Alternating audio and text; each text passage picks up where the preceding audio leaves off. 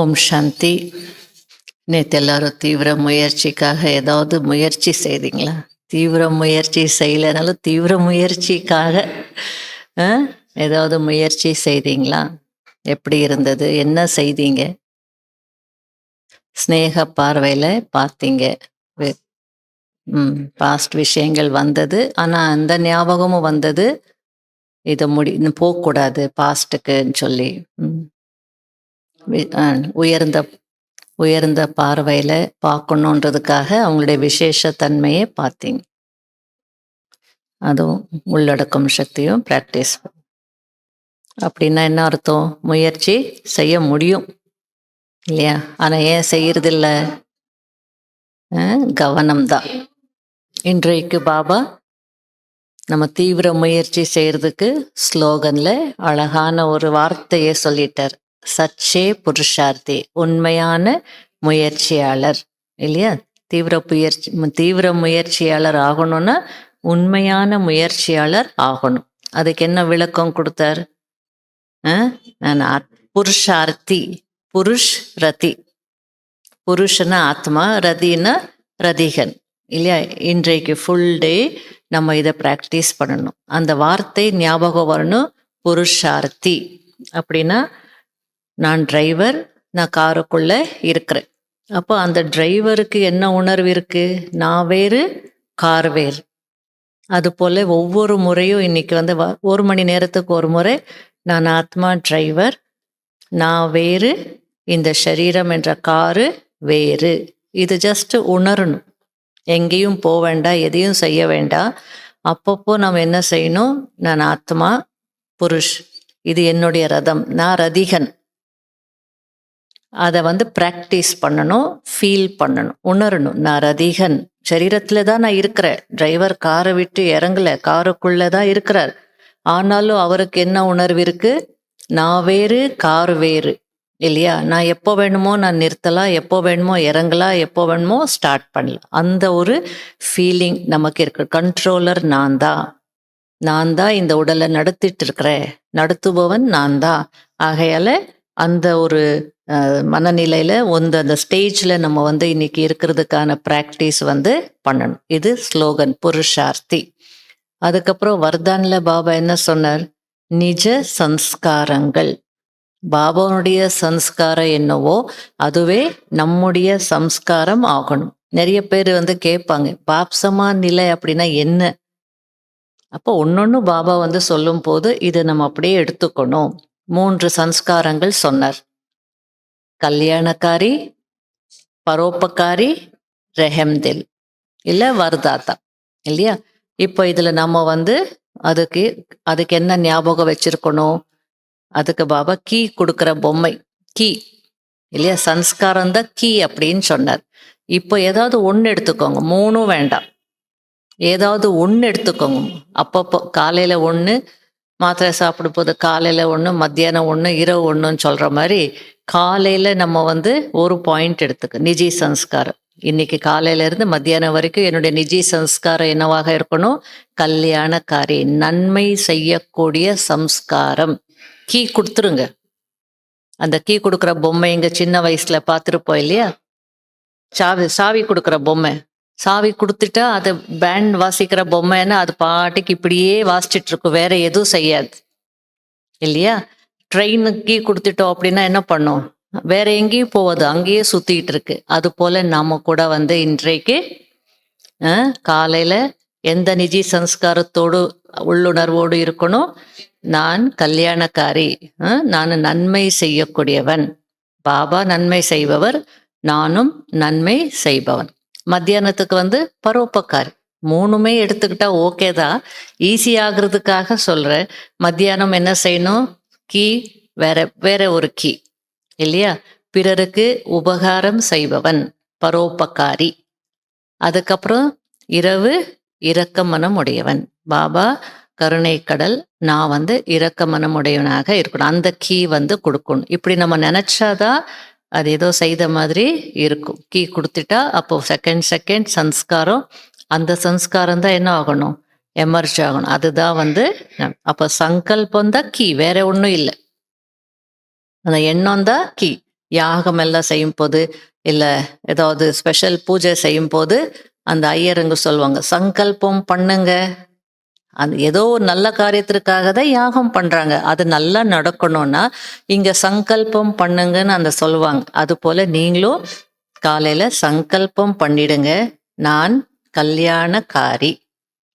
இல்லையா? அந்த ஞாபகம் இருந்தா என்ன நன்மை செய்யணும், யாருக்கு நன்மை செய்யணும், எப்படி நன்மை செய்யணும், அது தானாகவே என்ன ஆயிடும், எமர்ஜ் ஆயிடும். இது ஃபுல் டே இந்த நிஜ சம்ஸ்காரத்துல இருக்கிறதுக்கு பயிற்சி செய்யணும். இல்லைங்களா? அடுத்தது பாபா என்ன சொன்னார், ஆன்மீக க்ஷத்ரியர்கள் அப்படின்னு சொன்னார். இல்லையா?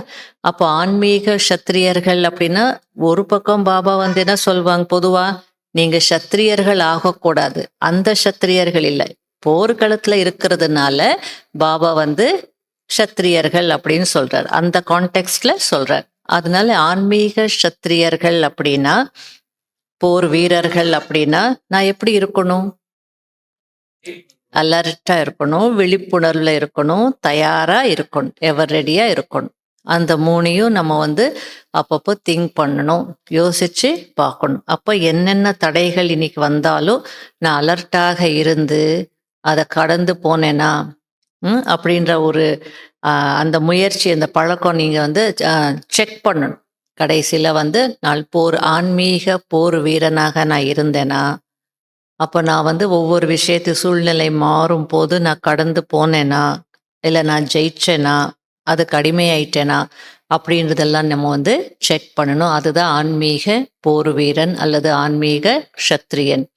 அடுத்தது ஆன்மீக வழிகாட்டின்னு சொன்னாரு. அதுக்கு முன்னாடி பாண்டவர்கள் அப்படின்னு. பாண்டவர்கள் யாரு?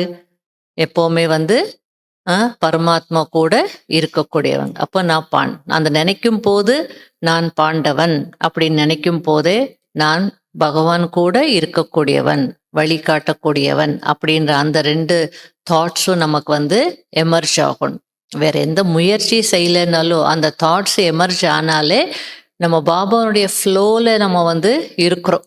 அதுக்கான ஒரு அனுபவத்தை பாபா கொடுத்துருவார். ஆகையால நான்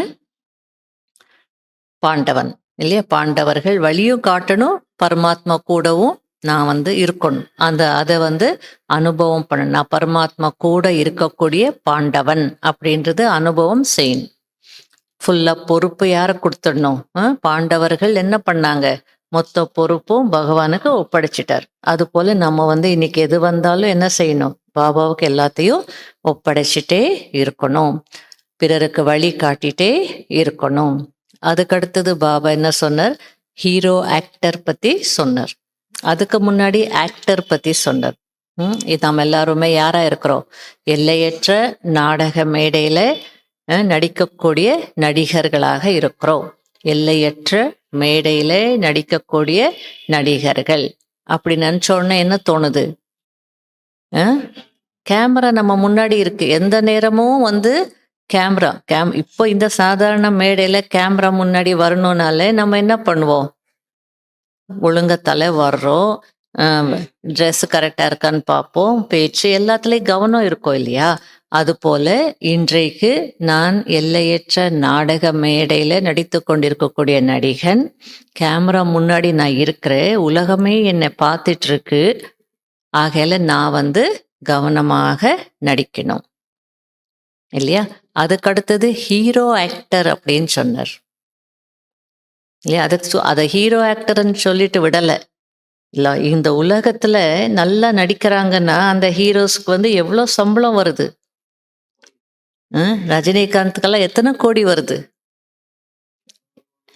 100 கோடி 200 கோடி என்னென்னவோ சொல்லுவாங்க. நமக்கு தெரு கோடி தான் தெரியும், எத்தனை சைபர் வரும்ன்றது நமக்கு தெரியாது. அவ்வளோ அந்த நடிப்புக்கு அவ்வளோ சம்பளம் இருக்கு. அவங்கள பார்க்கறதுக்குன்னே மனிதர்கள் வராங்க. அதை படிக்கும் போது என்ன தோணுச்சுன்னா, லக்ஷ்மி நாராயணர் இப்போ திருப்பதி எடுத்துக்கோங்க. திருப்பதியில அந்த ஜட சித்திரங்களை பார்க்கறதுக்கே எவ்வளோ கூட்டம் இல்லை? இவங்களாவது லைவ் நேர்ல பார்க்குறாங்க. அங்க ஜட சிலைகளை தான் பார்க்குறாங்க. அந்த ஜட சிலைகளை பார்க்கறதுக்கு 365 நாளும் எவ்வளோ கூட்டம் இருக்குன்னா அவங்க எப்படி நடிச்சிருந்தால் உயிரோட்டமான தேவதைகளாக இருக்கும்போது அவங்க எப்படி நடித்திருந்தால் இன்றைக்கும் கடைசி ஜென்மத்திலையும் அவங்கள பார்க்கறதுக்கு அப்படி ஒரு கூட்டம் போகுது. அப்போ எவ்வளோ நல்லா நம்ம வந்து நடிக்கணும், எவ்வளோ வந்து அந்த சக்தி வந்து இருக்கணும், அந்த பயிற்சி வந்து செய்யுங்க அப்படின்னு சொன்னார் இல்லையா பாபா. அந்த நினைவில் இருக்கிறதுக்கான பயிற்சி நல்ல என்னுடைய பாகத்தை நடிக்கணுன்றதுக்கு நம்ம என்ன செய்யணும், மைண்ட் செட் வந்து பண்ணணும். ஏன்னா பாபா இன்னைக்கு இன்னும் ஒரு விஷயத்த சொன்னார். பாபா யாரு? டைரக்டர். கிரியேட்டர் சொன்னாரு, டைரக்டர். நம்ம டைரக்டர் எடுத்துக்கலாம். பாபா டைரக்டர். அப்ப சினிமா நடிகர்கள் அவங்க இஷ்டத்துக்கு நடிக்க மாட்டாங்க. அவங்க டைரக்டர் எப்படி டைரக்ட் பண்றாங்களோ அப்படிதான் வந்து நடிப்பாங்க. இல்லைன்னா டைரக்டர் என்ன சொல்வாரு? கட். அது ஏத்துக்கப்படாது. அது போல பாபா டைரக்டர், இயக்குனர், இயக்கிட்டு இருக்கிறார். அந்த டைரக்ஷன் படி நான் நடிச்சாதான் நான் ஒரு நல்ல ஹீரோ ஆக்டர் ஆக முடியும். நிறைய சம்பளம் வந்து எனக்கு கிடைக்கும், உயர்ந்த பதவி கிடைக்கும். ஆகையால எந்த டைரக்ஷன், இன்னைக்கு பாபாவுடைய டைரக்ஷன் என்ன? ஆத்மா வேறு, ஆத்மா தனி, உடல் தனி. எது வேணாலும் எடுத்துக்கோங்க. ஃபுல் முரளியில மறுபடியும் முரளி படிச்சு அந்த டைரக்ஷன்ஸ் பாபா என்னென்ன இனிமையானவர் பாபா அப்படின்னு பாபா கூட பேசுங்க. எதுவாக இருந்தாலும் அதுதான் டைரக்ஷன். அப்போ இன்னைக்கு அந்த டைரக்ஷன் படி நடக்கக்கூடிய நான் ஒரு சிறந்த ஹீரோ ஆக்டர் அப்படின்ற அந்த உணர்வு இருக்கணும் இல்லையா? அந்த உணர்வு இருந்தால்தான் நம்ம நல்லா நடிக்க முடியும். அதுக்கு அடுத்தது வெற்றி மாலை பத்தி சொன்னார். யார நல்ல குழந்தைகள் நல்ல யோகா பண்றாங்களோ, சேவை செய்யறாங்களோ அவங்க வெற்றி மாலையில வருவாங்க. ஆகையால எல்லாத்துக்கும் பாபா வந்து இன்னைக்கு பாயிண்ட்ஸ் வந்து கொடுத்துருக்கிறார். அன்னைக்கு சூரஜ்பாய் சொன்ன மாதிரி மற்ற சத்சங்கங்கள்ல எல்லாம் வந்து இரவு தான், சாயங்காலம் தான் நடக்கும், இல்லை இரவுல தான் அவங்க வந்து சத்சங்கம் பண்ணுவாங்க. ஆனா பாபா நமக்கு காலையிலேயே வந்து அந்த மனதை வந்து நிரப்பிடுறார், டைரக்ஷன் கொடுத்துடுறார். அப்போ ஃபுல் டே நம்ம வந்து அதன்படிதான் போகணும். அதனால 5 பாயிண்ட்ஸ் அல்லது 6 பாயிண்ட்ஸ் இந்த ஞாபகத்துல இருக்கணும். அதனாலதான் அந்த மாதிரி பாயிண்டா எடுத்திருக்கேன். ஆன்மீக போர் வீரன் இல்லையா, நான் வந்து பாண்டவன், பரமாத்மா கூட இருக்கக்கூடிய பாண்டவன், ஹீரோ ஆக்டர், வெற்றி மாலையின் மணி, இப்படி நம்ம வந்து புருஷார்த்தி அல்லது தந்தைக்கு சமமான நிஜ சம்ஸ்காரம் உடையவன், இப்படி ஒரு பாயிண்ட் எடுத்தாலே போதும், ஃபுல் முரளினுடைய ஞாபகமும் நமக்கு வந்துடும்.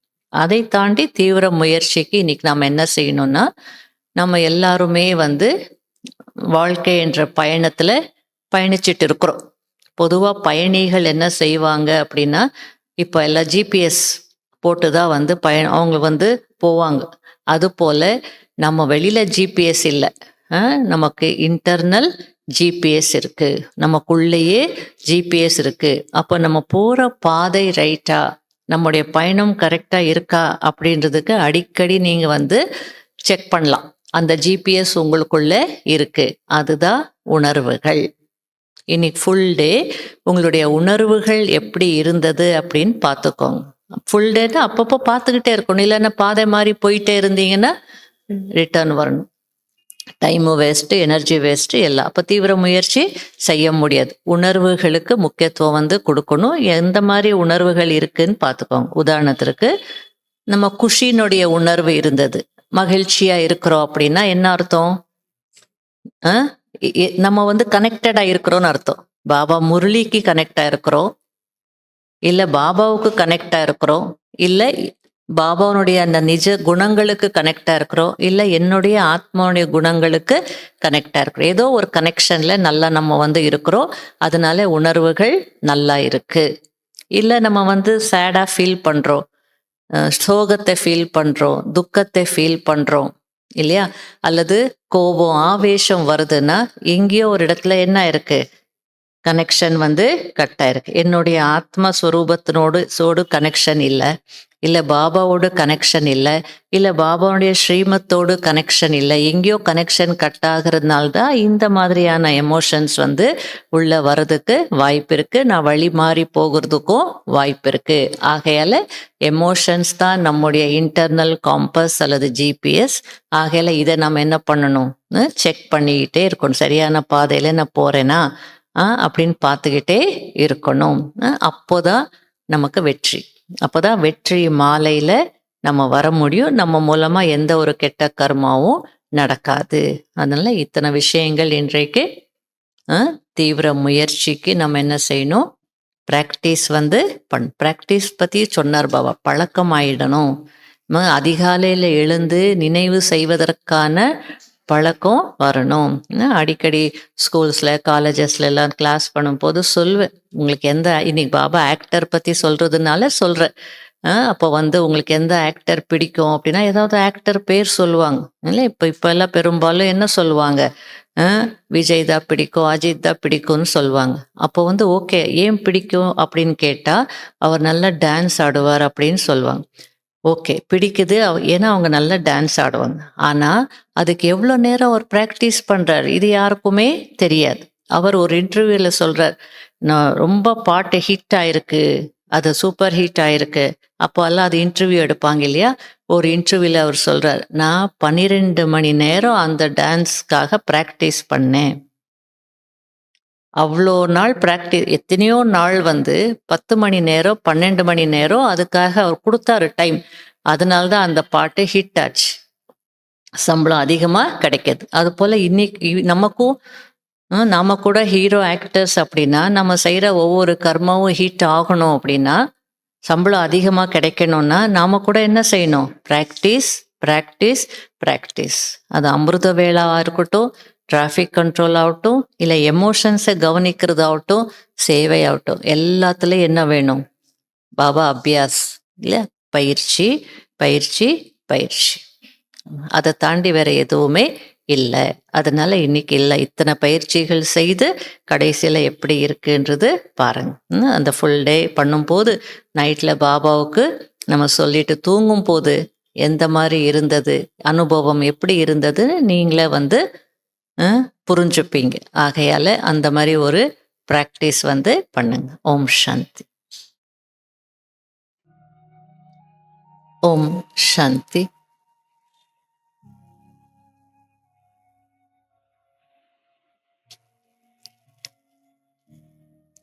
நான் ஹீரோ ஆக்டராக இருக்கின்றேன். எல்லையற்ற நாடக மேடையில் நடித்து கொண்டிருக்கும் ஹீரோ ஆக்டர்.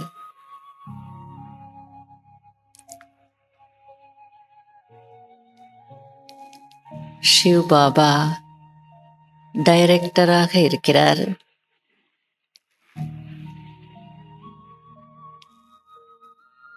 அவருடைய டைரக்ஷன் படி நடந்து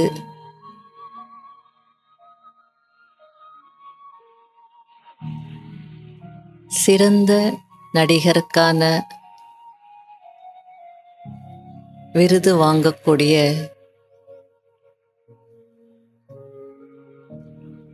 ஹீரோ ஆக்டர்.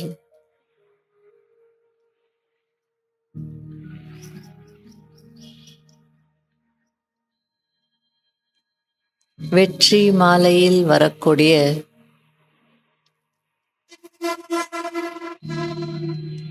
வெற்றி மணி.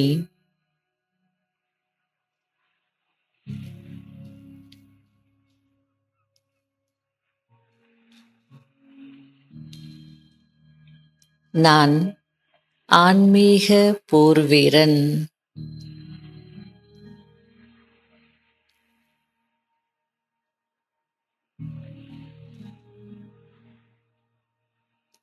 என்னுடைய அனைத்து சக்திகளையும், அதாவது ஆயுதங்களையும் தயார் நிலையில் வைத்துக்கொண்டு மாயாவின் மீது வெற்றி அடையக்கூடிய ஆன்மீக க்ஷத்ரியன்.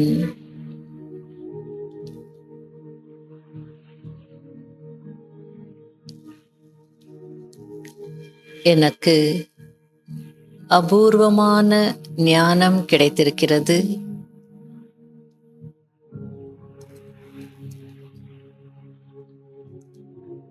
இப்பொழுது நான் புருஷார்த்தியாக இருக்கின்றேன்.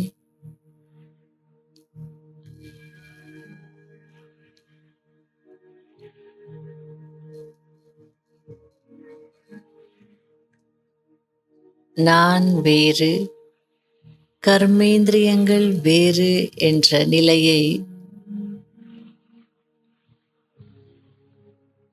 உணர்ந்து விட்டேன். நாள் முழுவதும் இந்த நிலையில் இருந்து உயர்ந்த அனுபவங்கள் அடைவேன்.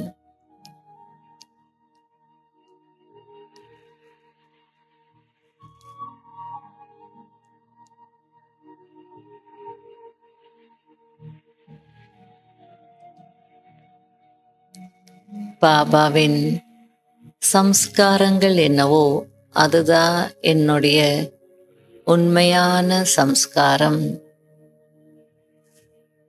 நான்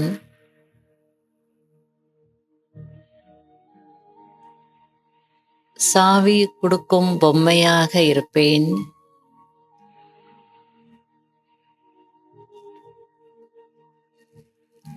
காலையில் நன்மை என்ற நன்மை செய்யக்கூடிய சாவியை கொடுத்து அந்த நிஜ சம்ஸ்காரத்தில் நடந்து கொண்டிருப்பேன்.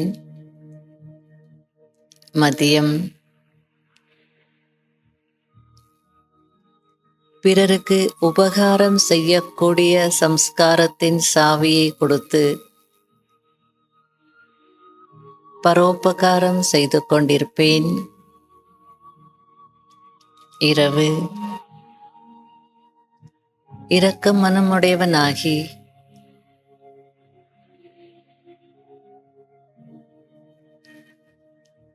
அனைவர் மீது இரக்கம் காட்டி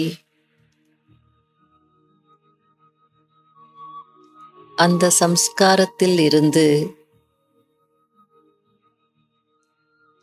அனைவரையும் மன்னித்து அனைத்தையும் மறந்து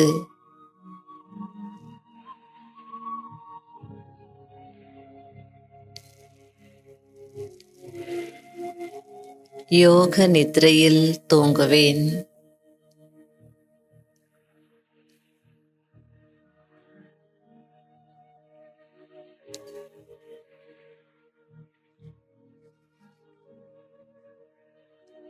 ஓம் சாந்தி.